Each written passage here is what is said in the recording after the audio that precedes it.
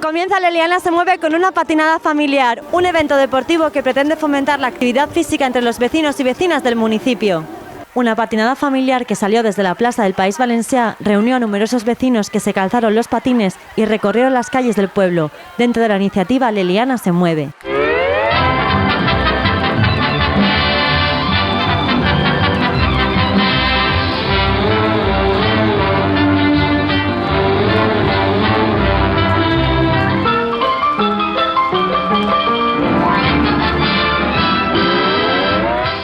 Andrea, ¿qué habéis hecho hoy aquí en la Liana? Bueno, aquí se ha realizado una patinada familiar.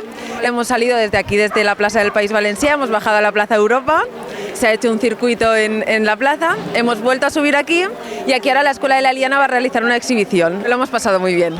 Tras el paseo volvieron al punto de partida para ver una exhibición de la Escuela Municipal de Patinaje y el sorteo de regalos. ¿Cuál és l'objectiu fonamental de l'Eliana es mou?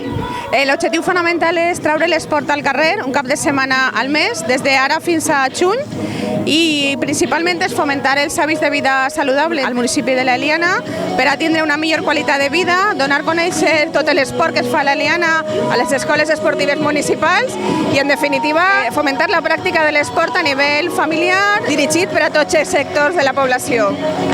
Vamos a tener 6 actividades, 6 meses de enero a junio. La primera ha sido hoy la patinada. En febrero, el 14, tenemos la Liana Baila.